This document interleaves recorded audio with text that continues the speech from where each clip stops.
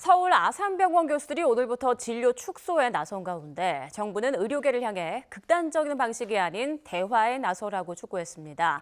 환자 단체들은 거리로 나와 집회를 열고 치료받을 권리를 보장하라고 의료계와 정부를 향해 목소리를 높였습니다. 자세한 내용 취재기자 연결해서 알아봅니다. 백종규 기자. 네, 사회부입니다. 네, 서울 아산병원 교수들 오늘부터 무기한 진료 축소에 나섰죠. 네, 그렇습니다. 서울 아산병원 교수들이 휴진 대신에 오늘부터 진료 재조정에 들어갔습니다. 애초 무기한 휴진을 예고했지만 환자 피해 등을 우려해 진료 축소와 재조정하는 방식으로 정부를 향한 압박 방향을 바꿨습니다. 의정 갈등 장기화 양상이 짙어지자 전면 휴진 대신에 당장 진료를 받아야 하는 중증이나 응급, 희귀성 질환자에 집중하겠다는 건데요. 이에 따라 주요 수술은 지난해 같은 기간보다 49%, 외래 진료는 30.5% 줄어들 것으로 예상됩니다. 교수 비대위는 입장문을 통해 정부가 초래한 비상 상황에서 의료 붕괴 조짐이 나타나고 있다면서 이에 대한 책임은 정부에 있다는 점을 분명히 했습니다. 서울 아산병원 측은 의료 현장에 큰 혼란이 발생하지는 않고 진료 감소 폭도 크지 않다고 보고 있습니다.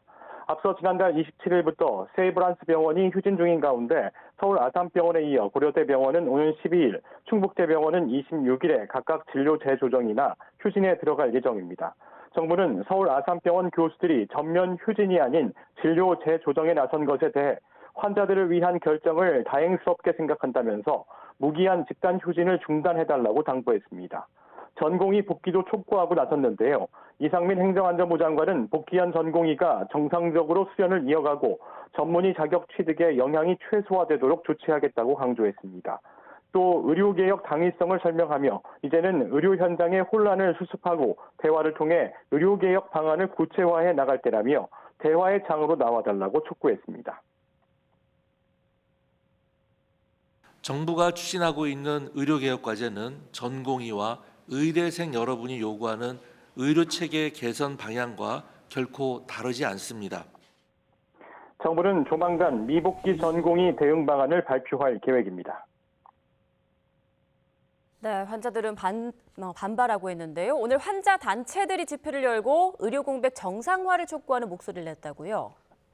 네, 오전에 진행된 집회에는 400여 명의 암 환자와 보호자, 일반 시민 등이 함께했습니다. 몸이 아픈 환자와 보호자들이 직접 거리에 나선 건 지금 상황이 절박하다는 의미일 텐데요. 한국유방암 환우총연합회와 한국한의환자단체연합회, 한국희귀난치성질환연합회 소속 90여 개 단체는 어떤 일이 있어도 환자들에게 의료 공급이 중단되거나 이 같은 신호로 불안을 조성해서는 안 된다고 호소했습니다. 그러면서 필요할 때 적절한 치료를 받는 것은 국민의 권리라고 강조했습니다.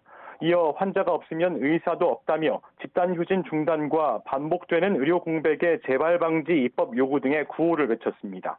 또 무리하게 정책을 추진한 정부와 자신들의 권익을 위해 집단 휴진에 나선 의료계 양쪽을 향해 비판의 목소리를 높였습니다. 거기서 치료가 됩니까? 이러한 원통한 사태가 오늘날의 가장 비극입니다. 의료계분들 정신 차립시오. 대한민국의 환자는 지금 죽어가고 있습니다. 신음하고 있습니다.